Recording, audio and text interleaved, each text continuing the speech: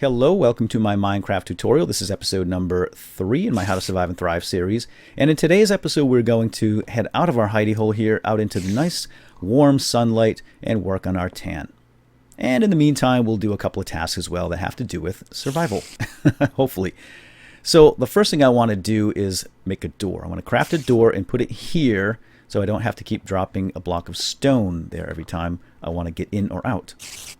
So head on over to your crafting table, right click, bring up your the crafting area here and grab your wooden planks. You should have enough for a door. If not, go collect some and make wooden planks. And here we have our wooden door. It's 6 wooden planks arranged like that, and you get a wooden door. So now put the wooden door in your hand. Actually, don't do that yet. Go ahead and knock that block right out. Knock its block off. And now we have a 2x1 opening here to the outside world, and just point to the floor, right click, and you have a door. Now you can right click to open this or left click. Either way works perfectly fine. And so now we're safe and secure. Monsters cannot open doors, so you don't have to worry about that. And so that's task number 1. Task number 2, I wanted to make shears. I had to think about that. So walk over to the crafting table, and if you do have iron, if you're lucky enough to have iron on your first night like I do, we're going to arrange 2 pieces like so in an angled manner, and that will give you shears. Now shears, shashed over there. I've got the noisiest neighbors. Shears will allow you to remove wool from sheep without hurting them. That's the friendly way. That's the approved way of the PETA associations and Friends of Animals, etc. Of course, they don't like it when we stick our swords in pigs' heads for food, but they'll just have to get over that. Okay, let's go off and find a sheep. Of course, I'm going to have every farm animal available except for sheep. You watch. And this is something about Minecraft. If you're playing in survival mode, you have to work for everything. You have to go out and collect and hunt and search. And Minecraft doesn't always cooperate.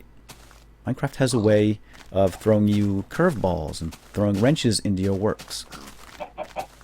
And this is not the first time. I'm looking for sheep, and I get oh, there's one. Cows, chickens, and pigs, and finally a sheep. Now, you could kill this sheep for wool, but the sheep will only drop 1 piece if you kill it outright. And that's just unkind. Since I do have shears, I'm going to use my shears and basically just put them in your hand and right click. And he's so much happier now. He's naked and cold, but at least he's still alive. So don't be an ingrate, okay? I could have made it a lot worse for you. You see this? Don't turn your back on me when I speak. Hello? It could have been worse. I know it's bad enough, but it'll grow back. Don't worry, it'll grow back. Okay, now let's go grab some more just while I'm here, and I've got my shears to... They always look at me like that. Like, come on, now what am I supposed to do? Well, just borrow a coat from somebody. All right, let's head back to our little hidey hole. And in fact, I need to get more wood. And I forgot to make an axe. All right, where is it? There it is. Now I'm going to put up a torch here because I always lose my way, and torches always helped find my way back to places. So open the door, close it behind you just in case. And let's make an axe because I'm going to need a little bit more wood. An axe is simply, that is the handle, and I'm going to make stone axe because number 1, I don't have enough iron, and I've got plenty of stone, and it should suffice for the time being. Now, I do actually have enough wood to craft the bed that I want to make, and that's why I was after wool. So why don't we just go ahead and do that, and then we'll go collect some more wood. So that is the 3 pieces of wooden planks like so. Would yield wooden slabs, but we don't want wooden slabs. Now what we want to do is take our wool, arrange it on top, and we have a nice cozy bed. Grab your nice cozy bed. It only comes in 1 color, I'm afraid, and that is red. And now that we have our bed, let's find a location to put this bed. Now, I'm going to be busting through here into that cave, so why don't we make a little space on this side. Now in the olden days of Minecraft, back in the testing days, beds were a little flaky, and if you put a bed down somewhere near a wall where monsters can spawn on the other side, and you hopped in your bed for the evening, you would sometimes wake up with a skeleton or a zombie looking down at you with a big grin on its face. That is no longer the case, fortunately. So you can just plop your bed down anywhere and not worry about that. And I think I need 2 spaces. Yes, there you go. So there's our little bedroom. And now with this bed, what we can do is set our spawn point. Now you can only sleep at night, and it's not night yet. So we'll come back and do that when it is night. But here's what happens when you try. If you right click on your bed, it tells you you can only sleep at night, fool. And yes, I will be back at night and I'll sleep. And I'll explain later why we want to do that. For now, let's go collect some more wood. Now here's a survival tip. When you're in an area like this and these really high walls are all around you, it's a good idea to make as many escape routes as possible. A 1-block high escape route. Like right here, I can't get out of there because I can't jump that high. So I like to have multiple escape routes just in case. And wood, right? Yes. So as you can see, the axe works much faster than your hand on wood, as would be the case. Oops, I did not intend that pun, really. Grab a lot of wood while you're here. We'll bring it all underground into our hidey hole this evening, and we can do some more crafting and stuff.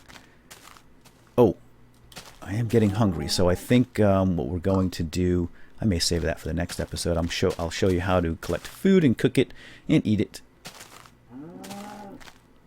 Alright, so now that we have all this wood, let me show you how to make charcoal. In the event that you cannot find coal, there is another way to make a fuel, and that is charcoal. But before I do that, let me grab this iron. If you see any iron, grab it. Having the stone doesn't hurt either. I'm not going down there yet.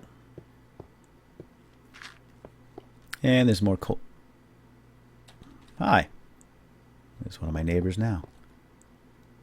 Alright, well, I'm not ready for you. I'm not ready to demonstrate combat or anything like that. So we'll just draw him out here in the sun. And as you can see, zombies burn up in the sun. Not so with creepers. So again, always keep an eye out for creepers because they can survive through the night.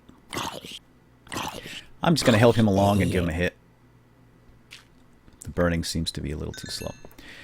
Alright, why don't we head back over here into the hidey hole, and let me show you how to make charcoal.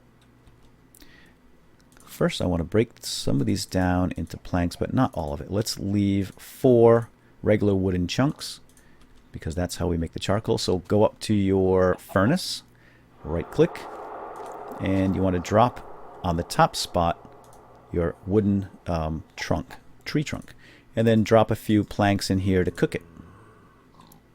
Got noisy neighbors over here too. Quiet there! These walls are so thin. And that makes charcoal. So again, you can use any kind of fuel here to burn this wood to make the charcoal. You can use sticks or wooden planks or coal. Of course, that wouldn't make sense to use coal to make charcoal.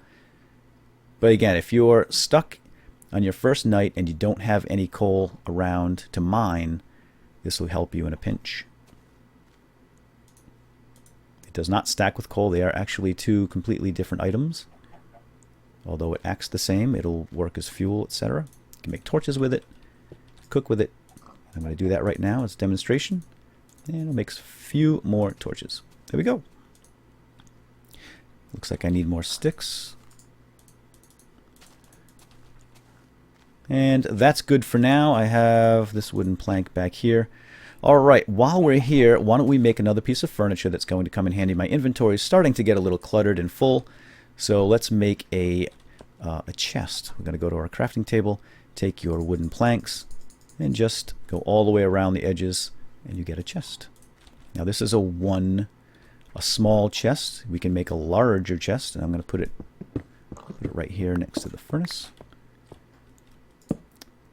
place it down like so, right click, and now you have all this extra storage, and I'm going to put my wool in there.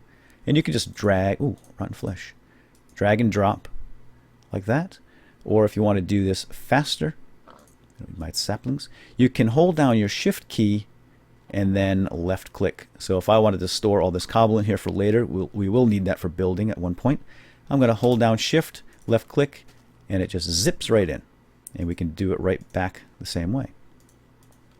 So a quick handy tip there. I'm going to cook up that iron. And it is nighttime. Okay, I think it's late enough for us to hop into the bed. Just wanted to confirm that. That's why I like to stick my head out the door. Make sure it's not... Oh dear. This is dark. That was dark. That was dark enough to have a monster spawn in there. That's not a good idea. Bad, Paul, bad. Trying to teach everybody how to play this game and have got a hallway down to the dark depths with monsters able to spawn in. Okay, so why don't we go to sleep now and right click. Oops. And I'm in. And good night. Oh.